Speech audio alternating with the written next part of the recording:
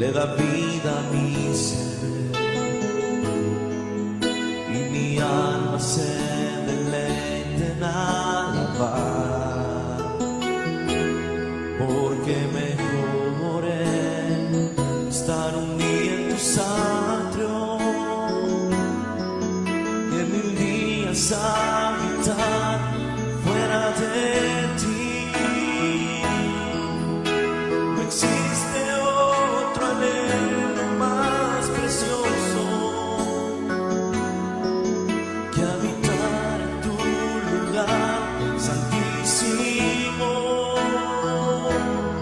permanecer toda mi vida en tus brazos y escuchar latir tu corazón. Mis hermanos, Dios les bendiga. Vamos a abrir la escritura en el Evangelio de Mateo, en el capítulo número 5, y vamos a leer el versículo número 24. Le repito el pasaje, Mateo capítulo 5, versículo 24. Hoy vamos a hablar acerca de ciertas prioridades que debemos tener en el reino de Dios. Usted sabe que hay cosas que son importantes, pero hay cosas que son más importantes que otras. Amén. A eso se llama priorizar, ¿verdad? Saber qué va primero y qué va después. Y esa sabiduría va a hacer que tengamos eficacia en lo que hagamos. Entonces leo Mateo 5:24, donde dice la escritura: deja allí tu ofrenda delante del altar y anda, reconcíliate primero. Mire cómo están las prioridades. Reconcíliate primero con tu hermano y entonces ven y presenta tu ofrenda. Amén. Amén. Vamos a analizar este primer ejemplo, no sin antes haber orado, y después vamos a seguir viendo otros ejemplos. Amén. Cerremos los ojitos. Padre, te damos gracias esta noche porque nos permites reunirnos para poder estudiar, para poder meditar principios que puedan traer a nuestras vidas bendiciones, porque todo lo que está escrito es para nuestro provecho, para nuestra edificación. Que podamos hacer las cosas bien para tu gloria, lo pedimos y lo suplicamos en el nombre de Jesús. Amén. Amén. Pueden sentarse, mis hermanos. Y quisiera decirle que a veces nosotros hacemos las cosas sin ciencia. Hacemos las cosas ignorando qué le gusta a Dios y qué no le gusta. Por eso es muy importante que leamos, es muy importante que estudiemos la Escritura y que la meditemos. ¿Cuántas veces alguna persona, algún creyente, algún discípulo habrá presentado algo para Dios como ofrenda? ¿Cuántas veces algún cristiano se habrá acercado a un alfolí para depositar un diezmo, para depositar una ofrenda, para depositar una primicia? Y que esa ofrenda, en el efecto, porque todos sabemos que cuando nosotros damos es porque vamos a recibir. Todos sabemos que el dar va a conllevar una acción de Dios de devolver. Y de hecho la Escritura dice que cuando uno da, va uno a recibir a cambio, va a recibir una medida buena, apretada, remecida y rebosante. Es decir, es mucho más de lo que se recibe de lo que se da. Amén. Dice la Escritura que cuando nosotros diezmamos u ofrendamos, dice que Dios abre las ventanas de los cielos hasta que sobreabunda. O sea que lo que se siembra es una cantidad, pero lo que se cosecha es algo totalmente más abundante. Esto es como cuando un agricultor siembra 5 maicitos, pero la mazorca que va a obtener no es de 5 granos, es de mucho más granos. Así es en la siembra de dar. Cuando uno da, recibe mucho más abundante de lo que uno sembró. Amén. Pero ¿cuántas veces habremos sembrado y los efectos de la bendición están detenidos? Y están detenidos porque a la hora en que nosotros ofrendamos, diezmamos, damos una primicia, tenemos y nos recordamos que tenemos algo, algún pleito interno, alguna incomodidad interna con algún hermano.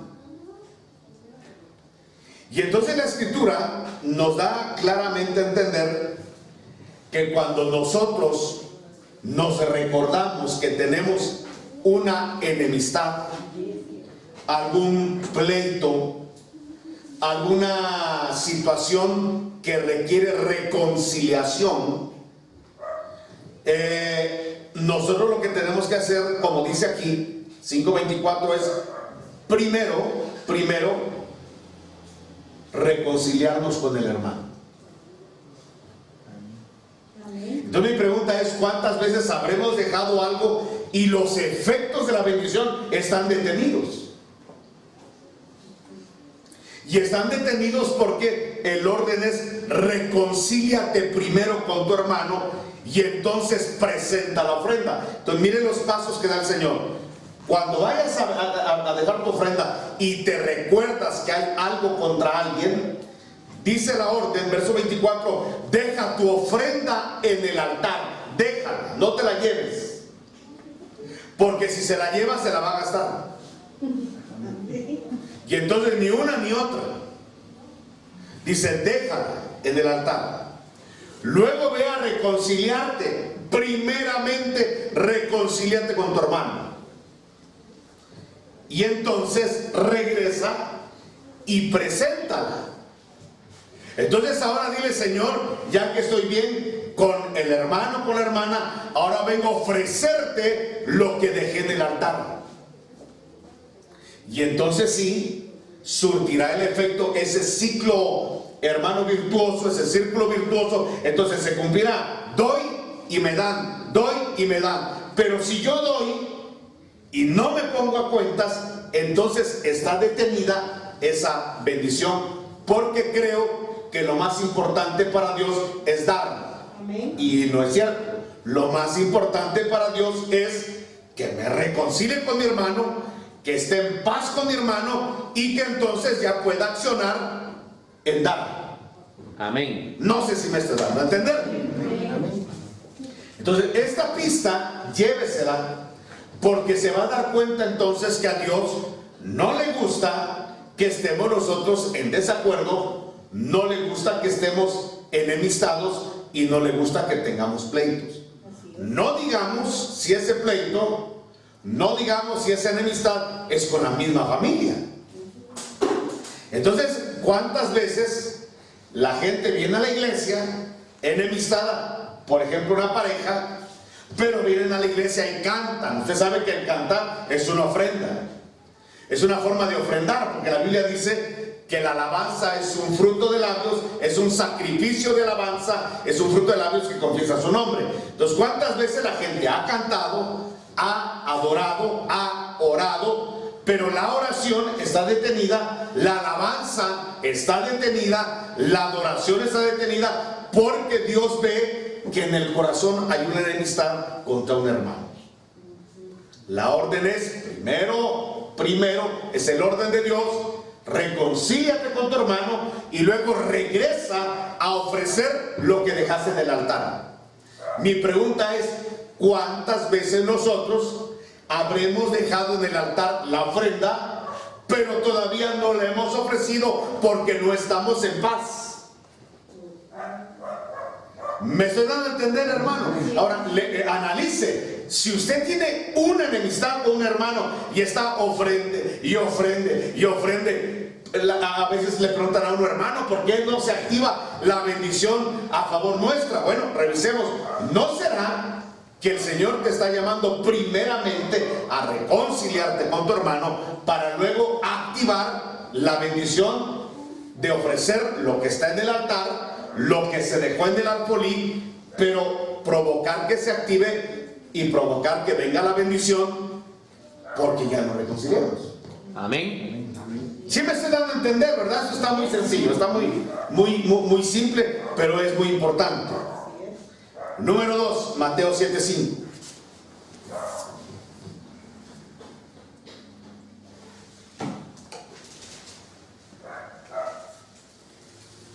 ¿Ya lo tiene?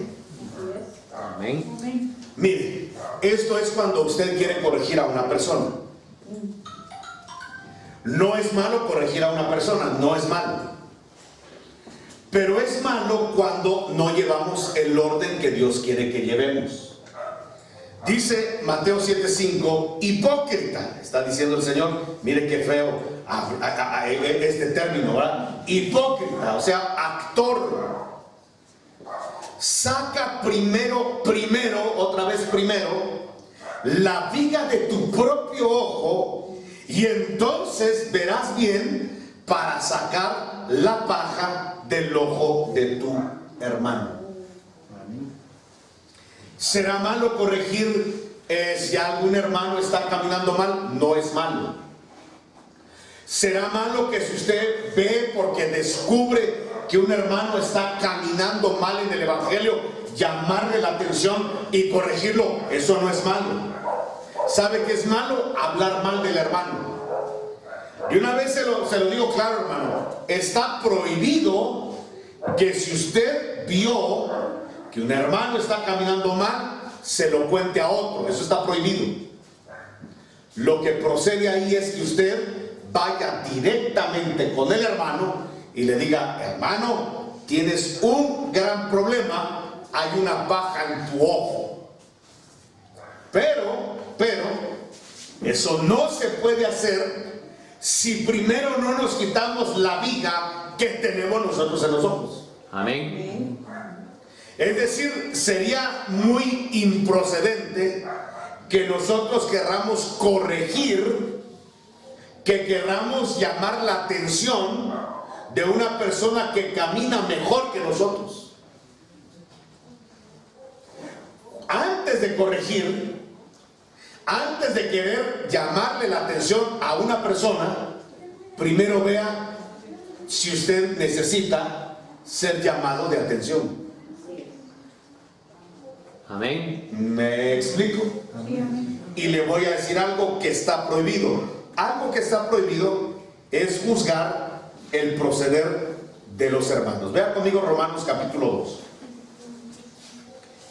Dice Romanos 2, a partir del versículo 1, dice el apóstol Pablo, por lo cual eres inexcusable, oh hombre, quien quiera que seas tú que juzgas. Pues en lo que juzgas a otro, te condenas a ti mismo, porque tú que juzgas, haces lo mismo. Haga un alto ahí, por favor. Mire.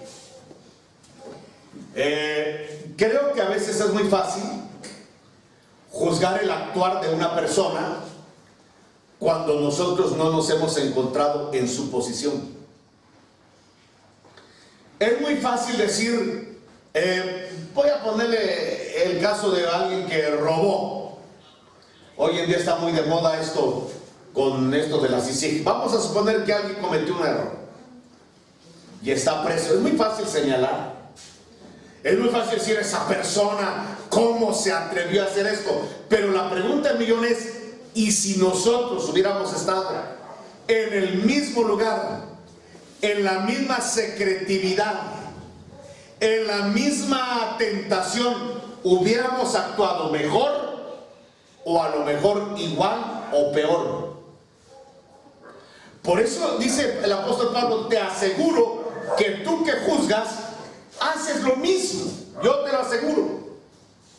Lo que pasa es que no has estado en los zapatos de la persona, no has estado en la tentación de la persona como para decir, yo actuaría diferente.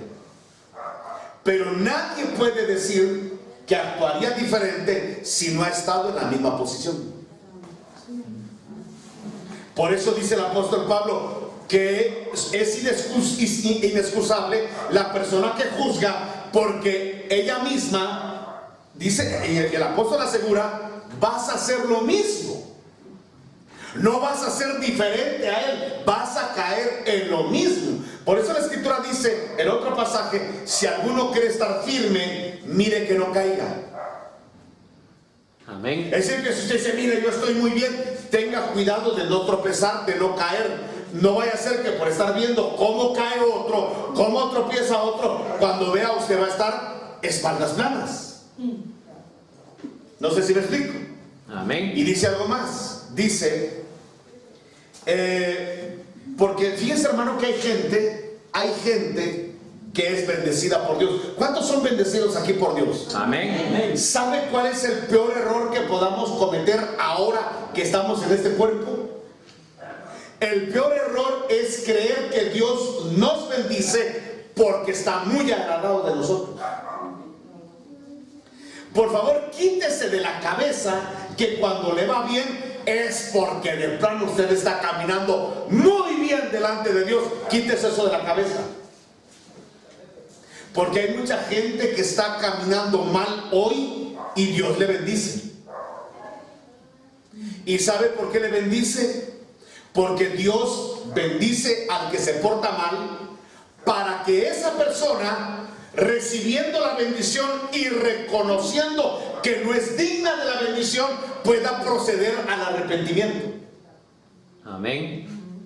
Así que cuando vea usted una persona que está caminando mal y Dios la bendice, usted no se pregunte, ¿y por qué Dios bendice a ese su hijo que se porta mal? ¿Sabe por qué? Porque Dios quiere que entendamos que cada vez que nos bendice es porque está esperando que esa bendición inmerecida, que esa bendición que no merecemos, nos va a llevar al arrepentimiento. Amén. Le voy a leer este pasaje. Dice, verso 4, menosprecias las riquezas de su benignidad. Y hay gente que menosprecia las riquezas de su paciencia. Y hay gente que menosprecia las riquezas de su longanimidad, ignorando que su benignidad te guía al arrepentimiento. ¿Leyó bien? Cada vez que Dios sea benigno con una persona, lo que está haciendo es guiarlo al arrepentimiento. ¿Y quién se arrepiente? El pecador. Amén. Entonces, cuando usted reciba una bendición del Señor, no piense que es porque está bien, sino porque el Señor lo está bendiciendo, porque espera que esa bendición nos lleve al arrepentimiento. Amén. Aleluya. Le conté de aquella persona muy famosa allá, en muchos ejemplos, que estaba en adulterio y la esposa le dijo, mira, por amor a Dios, mi deber es decirte, conviértete, arrepiéntete, estás mal. Y le sacó un cheque y le dijo, cuando estaba contigo, que supuestamente estaba bien, nunca tuve cheques como estos. Ahora que estoy supuestamente mal porque ando con la otra mujer, le hace la pregunta a la mujer, ¿por qué ahora entonces tengo esta bendición de tener este cheque con muchos ceros? Y la respuesta es esta: Dios le está bendiciendo para que él se dé cuenta que es un miserable, que no lo merece. Y Dios está provocando que esa benignidad lo lleve al arrepentimiento. Amén. Por eso lo peor que puede pasar mientras estemos en este cuerpo es creer que Dios nos bendice porque somos muy buenos. Y no, todavía no, hasta que transformen el cuerpo. Mientras tanto Dios, y oiga lo que le voy a decir, va a bendecir al que se porta bien como al que se porta mal, porque a los dos los quiere llevar al arrepentimiento. Amén. El que se porta bien y una menos que se portan bien, hermano, de todos modos todavía le falta portarse mejor. Amén. Lo dice la Escritura, el que es santo, santifíquese más todavía. O sea que nadie es tan santo que no necesite más santificación. Amén. Entonces, si usted está caminando bien y recibe una bendición, no es porque está caminando bien, sino que Dios espera que a través de esa bendición camine mejor. Amén. Aleluya. Si me estoy dando a entender, diga un gloria a Dios. Por un gloria a Dios, hermano. Gloria a Dios. Voy a seguir. Voy a seguir porque esto es muy importante. Vamos a hablar un poquito Mateo 23, 26. Mateo 23, 26. Y aquí la Escritura dice, fariseo ciego, Jesús está hablando, mire cómo le hablaba Jesús a la gente, pero no a la gente común, sino a los líderes. Usted nunca ve que el Señor le hable fuerte al pueblo, le habla fuerte a los líderes. Y los fariseos eran líderes, por eso le dice al fariseo ciego, limpia primero, otra vez primero, lo de dentro del vaso y del plato, para que también lo de afuera sea limpio. Por favor, véame un momentito en esto. Mire, regularmente la gente cree que Dios trabaja de afuera para adentro, y Dios no trabaja así. Dios trabaja de adentro para afuera. Amén. Le voy a poner un ejemplo. Cuando el tabernáculo de Moisés, que tenía 3 secciones, una íntima que era el lugar santísimo, la otra que era el lugar santo para llegar al atrio, cuando Dios ordenó que se levantara el tabernáculo, no se levantó del atrio para el lugar santísimo, sino fue al revés. Se levantó del lugar santísimo, que es lo más íntimo, luego el lugar santo y de último lo de afuera, que era el atrio. Así trabaja Dios, de adentro para afuera. Lamentablemente mucha gente quiere arreglar lo de afuera primero. Lamentablemente mucha gente, sobre todo los religiosos como los fariseos, quieren limpiar lo de afuera, las apariencias, aunque lo de adentro no tenga transformación. De ahí tenemos que mucha gente cree que la santidad está en las cosas de afuera y no en las cosas de adentro. Y hay que tener mucho cuidado porque en esa doctrina ha caído mucho pueblo cristiano. Amén. Una doctrina donde quieren arreglar las cosas de afuera, como por ejemplo prohibirle a la mujer arreglarse, tener adornos y joyas, porque creen que las cosas de afuera pueden contaminar a la persona, y entonces quieren arreglar y forrar a la gente de afuera. Quieren colocar, hermano, sobre todo, no sé por qué la agarran siempre contra la mujer, sobre todo que no use pantalones, sobre todo que lo que quieren es arreglar las cosas de afuera. Fíjese, hermano, que es increíble que ese tipo de evangelio tenga mucho éxito en muchas personas. Pero dése cuenta, y esto sucede con los fariseos, que esa es una hipocresía. ¿Qué es un hipócrita? Un hipócrita es un actor. De hecho, así le llamaban a los actores en Grecia, hipócritas. Eso no era al principio algo malo, era el nombre de un actor, era la forma como se designaba a los actores hipócritas. La hipocresía era el arte de fingir a un personaje que realmente no era el personaje. De ahí ese término ya llegó a describir a las personas que fingían una vida que realmente no estaban viviendo.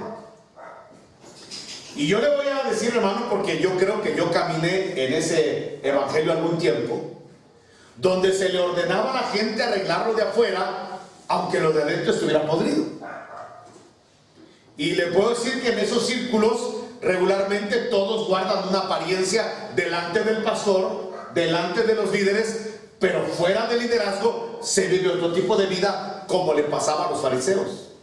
solo fingían una vida piadosa delante de los hombres, una vida piadosa en los momentos religiosos, pero ya fuera del ámbito religioso, fuera del culto, fuera del ojo de los líderes, ya se tenía otro tipo de vida, porque ahí se desarrollaba realmente lo que había en el interior.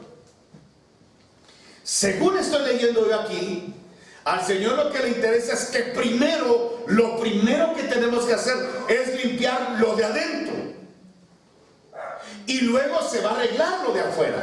Amén. Le voy a poner un ejemplo. Me recuerdo que hace algunos años, cuando comenzaba la congregación, llegó una jovencita con una minifalda muy, ¿qué le digo?, muy desacorde a llegar a una reunión cristiana. Y me acuerdo que cuando llegó,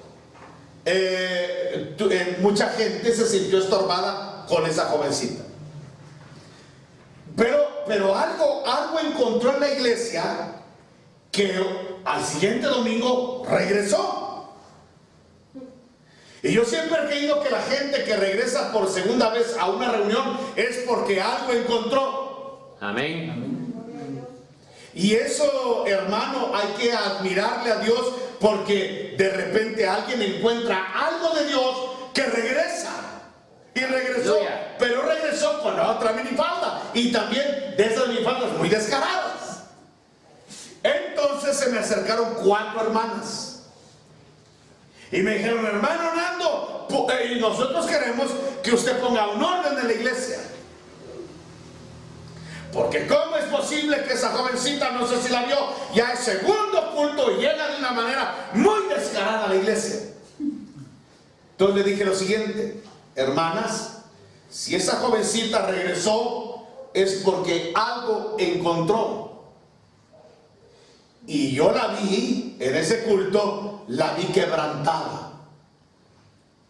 Así que por favor, déjenla, no la vayan a fastidiar. Por favor, prohibido que se acerquen a ella para decirle algo. Déjenla.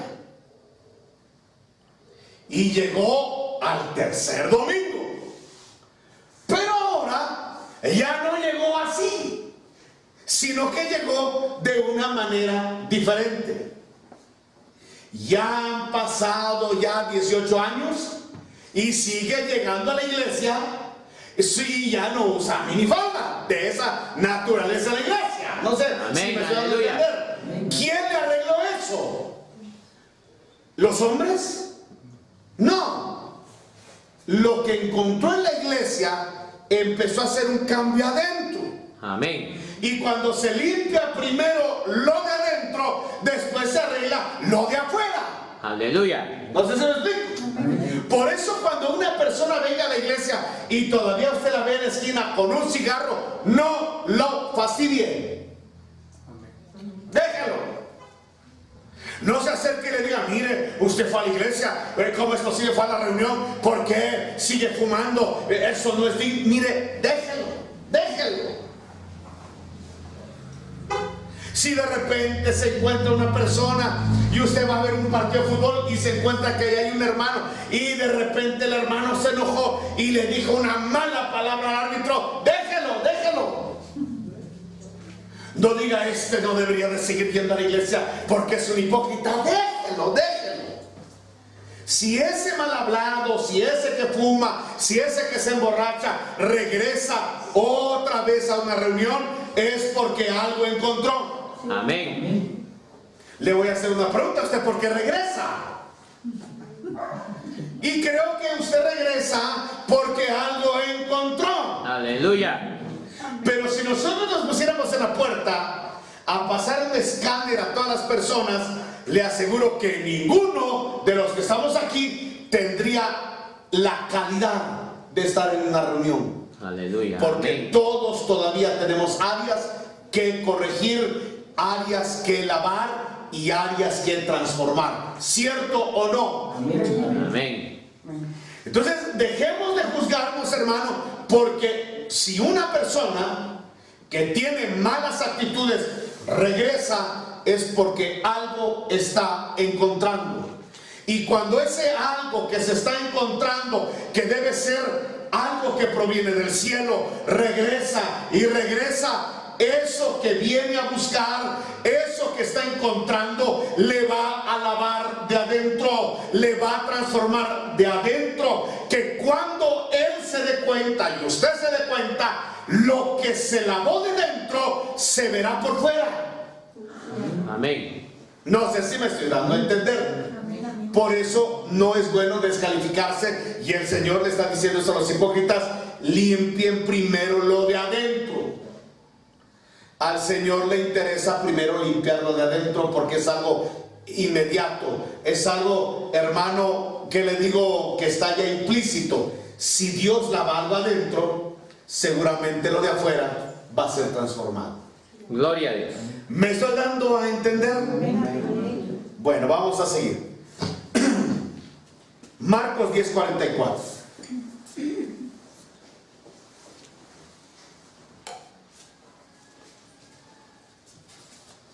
Dice, Marcos 10:44, y el que de vosotros quiera ser el primero, será siervo de todos.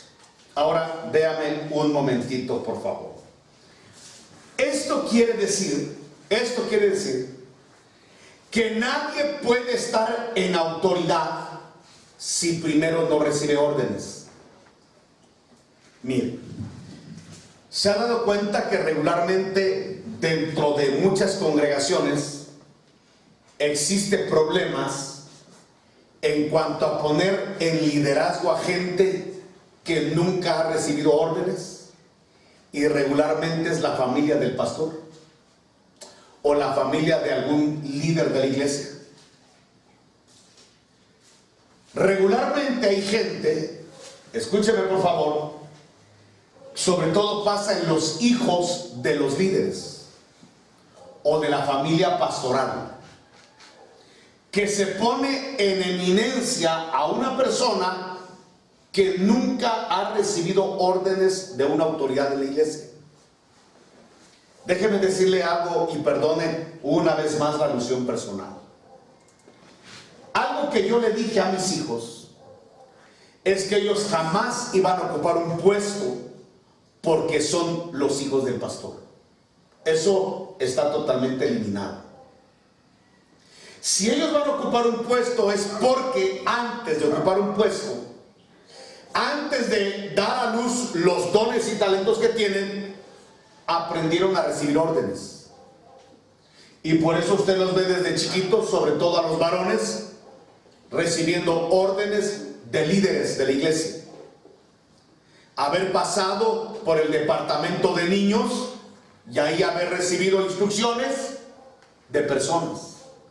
Haber estado en el diaconado, en grupos de alabanza, y haber recibido órdenes de líderes.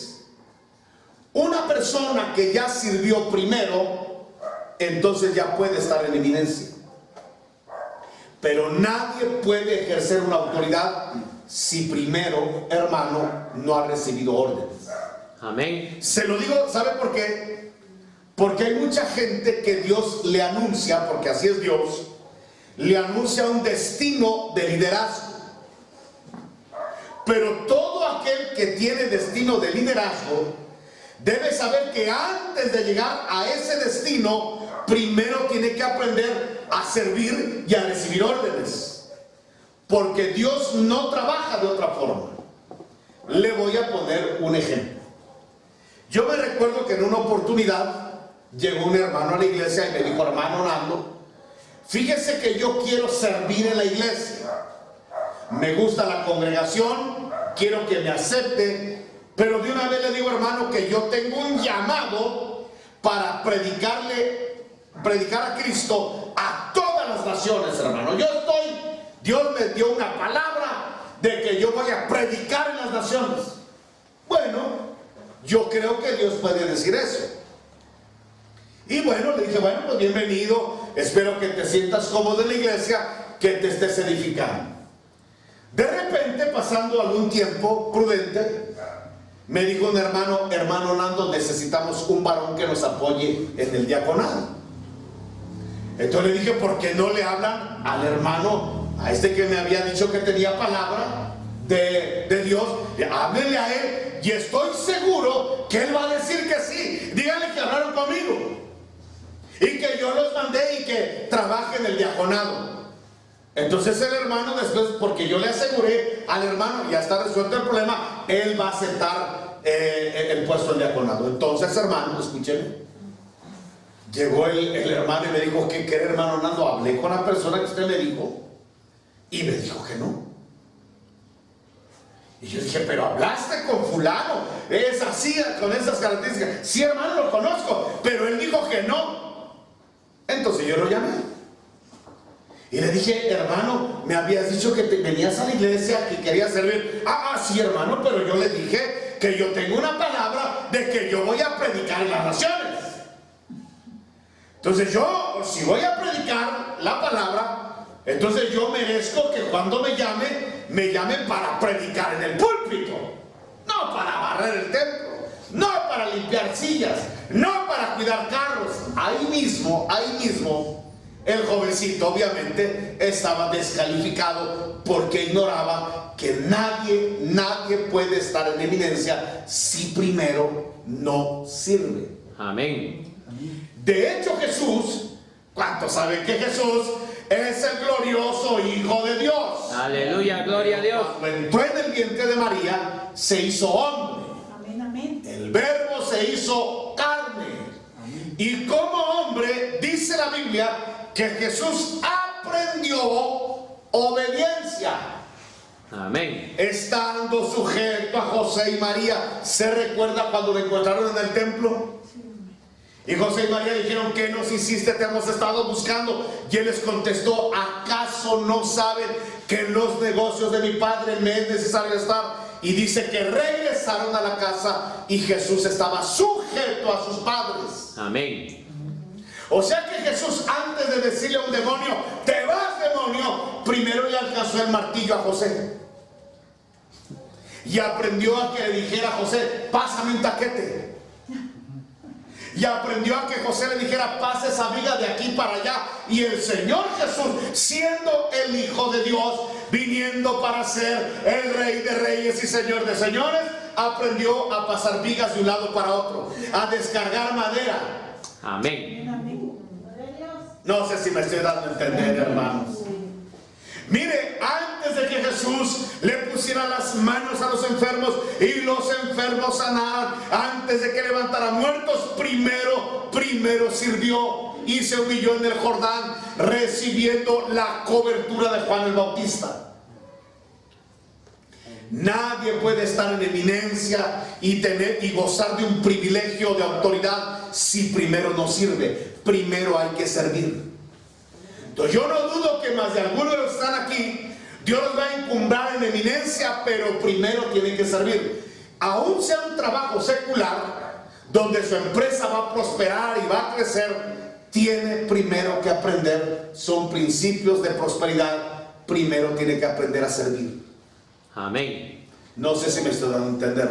Por eso, hermano, es que nuestros hijos tienen que aprender obediencia. Y a veces se van a equivocar los maestros, los catedráticos en contra de ellos. Y hermano, antes de correr a defender a su chiquito, vea si no el Señor primero le está enseñando a humillarse. Vea si no primero le está enseñando a resolver sus problemas, porque va a estar en eminencia. Y nadie puede estar en eminencia si primero no ha aprendido a servir. Gloria a Dios. Bueno, digan amén, Amén. hermanos. Otro más, todavía me da tiempo para otro más. Lucas 14:28.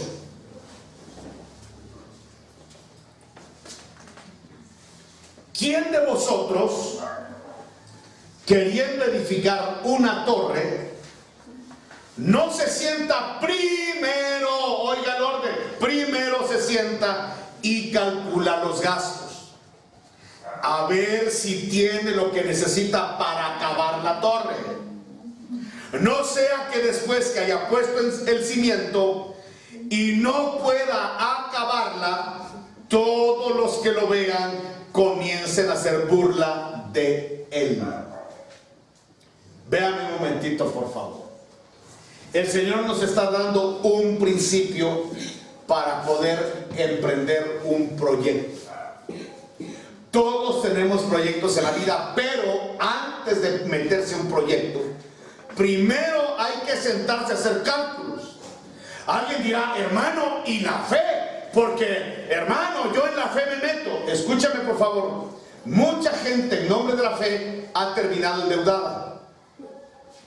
Hace mucho tiempo, cuando los cheques todavía eran recibidos en las empresas, fíjese que me empezó a llamar la atención que algunas empresas en las vitrinas colocaban los cheques de las personas que habían hecho compras, habían dejado un cheque, pero a la hora de presentar el cheque en ventanilla de banco, el cheque no tenía fondos. Llamaban a la persona para cobrarle y la persona no pagaba, se escondía y definitivamente cansaba tanto al propietario que el propietario decidía colocar el cheque y decir, estas personas, cuidado, giran cheques, pero no tienen fondos. Pero lo que llamaba la atención es que muchos de los propietarios, como ya ve usted que en los cheques colocan los nombres de los cuentavientes, resulta ser que la mayoría de los que estaban en esos cheques eran cristianos. Yo decía, pero es el hermano fulano, mire, es el hermano. Mire, uno empezaba a reconocer que los morosos, que la gente endeudada eran cristianos. Yo decía, pero ¿por qué? Y cuando hablaba uno con alguno, o sea, mira, hermano, fíjate que ahí está un cheque tuyo en la vitrina, ¿por qué no vas a arreglarlo? Entonces nos decían ellos que les habían enseñado en la iglesia que ellos hicieran compras.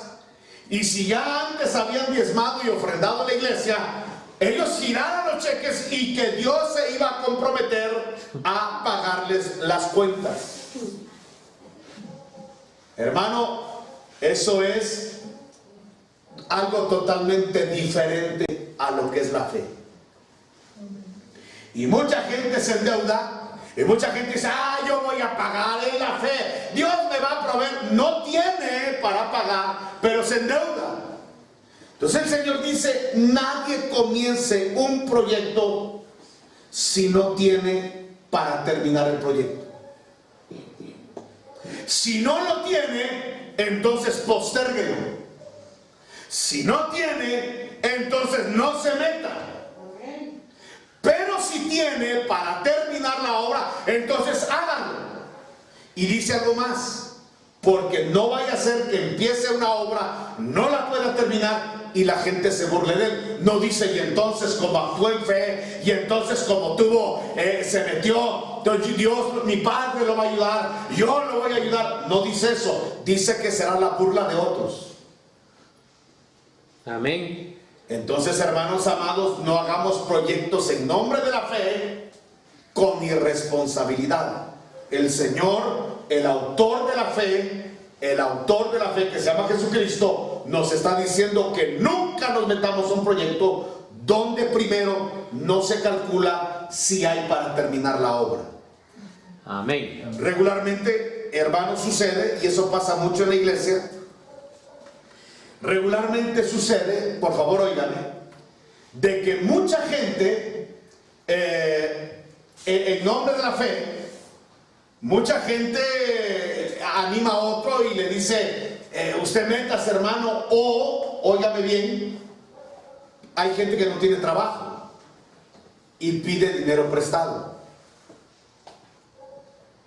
Hay gente que de repente se quedó sin trabajo. La verdad lo lamentamos mucho y la iglesia tiene que ver qué hacer por el hermano que se quedó sin trabajo, pero más que darle una bolsita solidaria, ver la forma de cómo conseguirle un trabajo. Pero si una persona, escúcheme, no tiene trabajo y le dice, hermano, préstame 1000 quetzales por favor, yo se los voy a pagar la otra semana, yo le voy a hacer una pregunta, ¿usted cree que le va a pagar si no tiene trabajo? No, no le va a pagar. Y si usted irresponsablemente le da ese dinero, lo que va a propiciar es que el hermano se vaya de la iglesia, porque cuando pase la semana y lo vea usted ahí parado, que usted va a estar esperando su dinero y él no lo tenga, se va a ir de la iglesia. ¿Y saben por qué no va a tener? Porque no tiene para pagar. No tiene trabajo. ¿Cómo le va a pagar? Entonces, nunca hagamos un proyecto si no visualizamos qué hay para que el proyecto tenga un fin exitoso. No sé si me estoy dando a entender. Le voy a dar un consejo. Si usted es joven, si usted es una persona que todavía no tiene patrimonio, no tiene ni siquiera una casa propia, no se meta, escúcheme, a comprar un carro, porque sobre todo si es viejito, porque le va a absorber mucho dinero. Mejor siga a pies, siga en camionetas y compre para tener y haga para tener un patrimonio, por lo menos una casa donde vivir. Amén. Pero nunca se meta a un proyecto si no tiene para pagar. Escúcheme lo que le voy a decir, hermano. No sé cómo va a procesar usted esto. En una oportunidad, una hermana se acercó a mí y me dijo: hermano Nando, fíjese que nosotros sacamos la casa a 20 años, comenzamos a pagar, llevamos 6 años de estar pagando, pero mi esposo se queda sin trabajo y yo me quedo sin trabajo y ya tenemos meses de mora y ya hablaron de que va a entrar el jurídico para embargarnos la casa. Me enseñó los citatorios llorando y me dijo: ¿qué me aconseja? El esposo tenía un taxi y estaba trabajando en el taxi, pero solo le alcanzaba para los gastos básicos, pero no para pagar la casa. Entonces mi consejo fue: hermana, antes de que entre esto realmente a remate, todavía tiene tiempo para venderlo.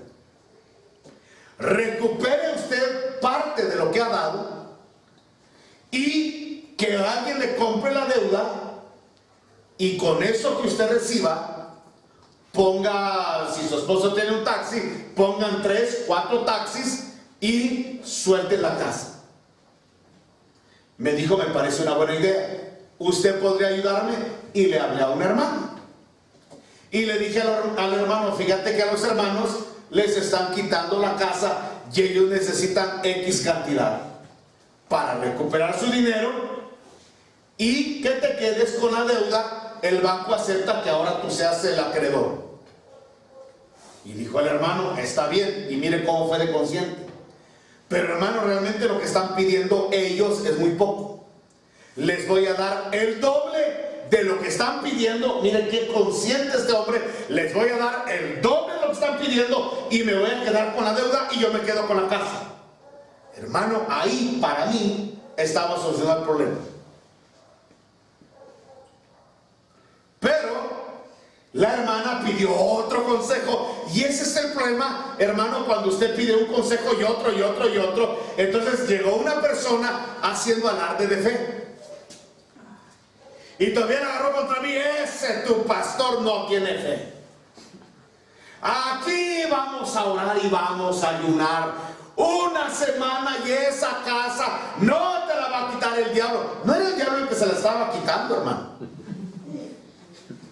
Y vas a ver que la vamos a recuperar en la fe y el Señor les va a proveer, aunque sea en el último minuto antes del remate. Dios hará caer dinero del cielo. Bueno, lo que es un alarde de fe.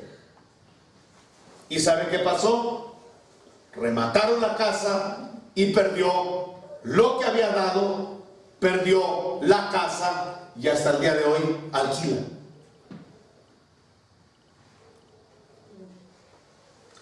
Nunca hagamos por un alarde de fe, porque el autor de la fe dice: primero siéntate, tranquilo.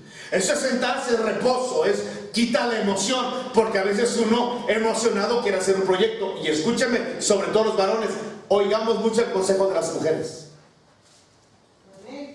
No sé por qué las mujeres tienen una intuición que siempre terminan diciéndole a los esposos: te lo dije. Entonces, para no oír ese te lo dije, mejor ponga atención. Mire, consulte los proyectos. ¿Sabe qué me dijo un hermano? Yo mejor no le consulto a mi esposa, hermano, porque siempre me frena. Y le pregunto, pero cuando te ha querido frenar, ¿ha tenido la razón? La verdad que sí, hermano. Entonces, mire, hay mujeres muy previsoras, muy bendecidas por el Señor, que tienen un olfato para oler dónde hay estafa. Y se lo dicen al marido: no me gusta esa persona, no hagas negocios con él, se ve que es malo. Tú que sabes, no lo conoces, no, a mí déjame. Y termina, hermano, con pérdidas. No sé qué tienen algunas mujeres. Una intuición del espíritu para prever. Son previsoras. Entonces dice el Señor, antes de un proyecto, porque a veces uno se emociona así: quiero esto y esto. Primero siéntate, paz, reposo. No decidas cuando estás emocionado. Siéntate y calcula. ¿Tienes para terminar el proyecto? Sí. Bueno, métete. ¿No tienes? Detente. O vas a terminar haciendo el ridículo. Amén. Amén. Último. 1 Timoteo 3:10. Hay más, pero hermano, la verdad que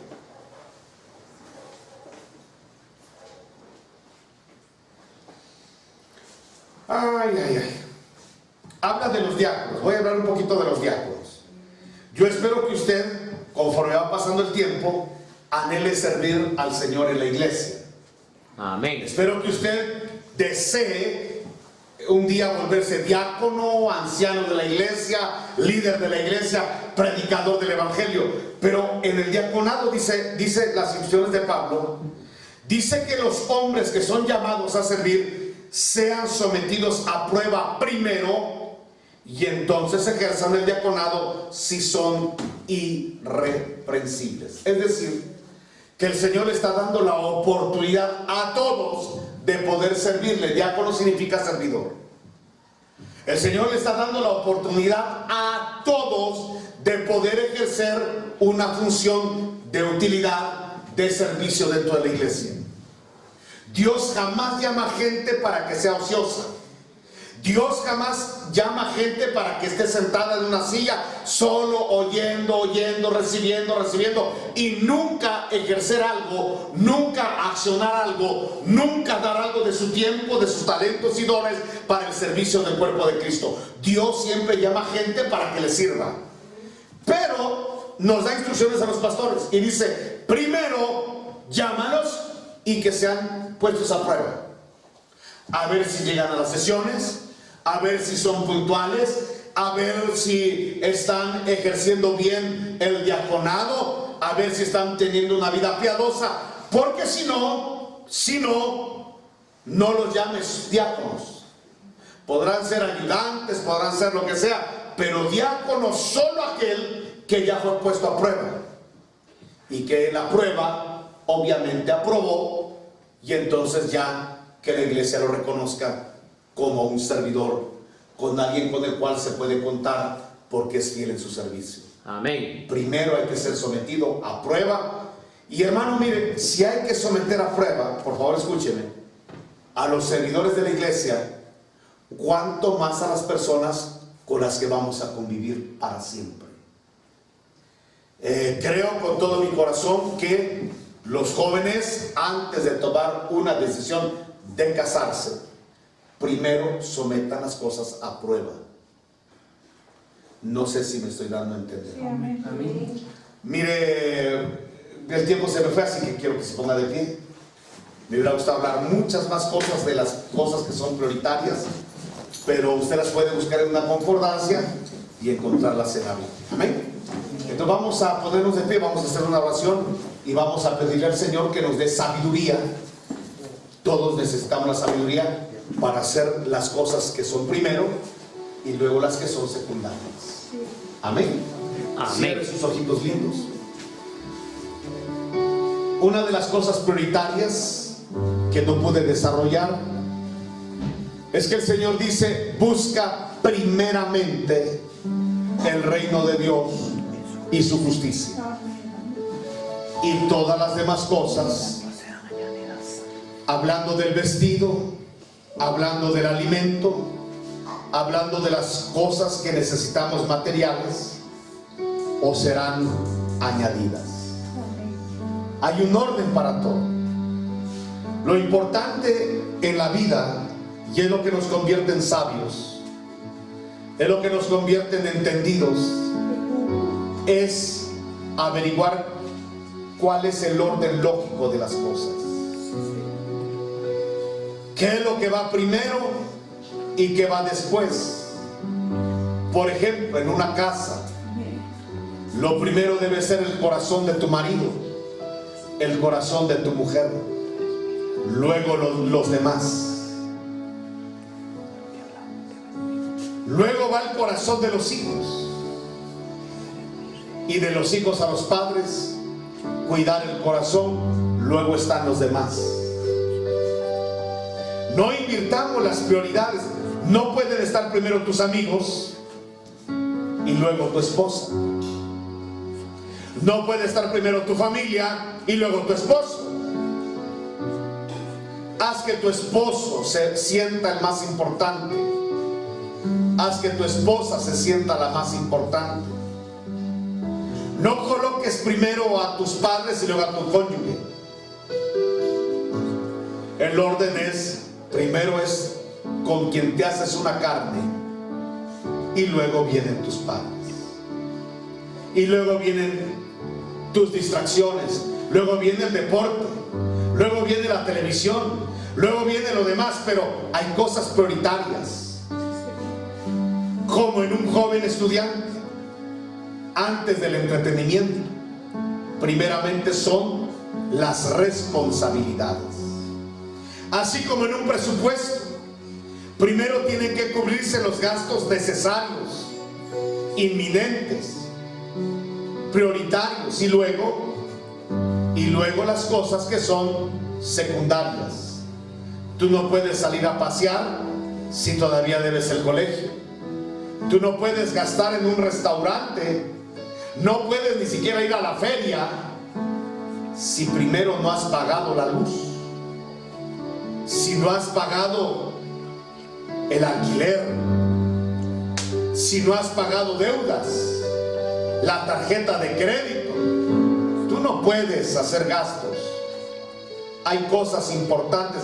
Eso nos va a volver sabios, que primero cubramos lo importante y luego lo que es menos importante. Padre Celestial, esta noche pedimos que nos des la sabiduría, el entendimiento, la prudencia, la guianza, la dirección. Adviértenos cuando estamos invirtiendo prioridades. Pedimos que el Espíritu Santo nos oriente y nos auxilie, nos estorbe cuando algo le estamos haciendo mal. Que sepamos sabios para no resistir a la sabiduría del Espíritu Santo. Que, Señor, podamos ser tan sabios, tan entendidos, que nunca invirtamos los órdenes. Que llevemos ese orden que tú pides: primero reconciliarnos, luego ofrecer las ofrendas. Primero, Señor, servir y luego ejercer autoridad. Primero calcular y luego ejecutar. Que podamos, Señor, tener esa lógica espiritual, para que podamos tener éxito en la tierra. Cuando nosotros invertimos el orden, obviamente aquí sí afecta el producto. Aquí sí el orden de los factores alterará el resultado terriblemente.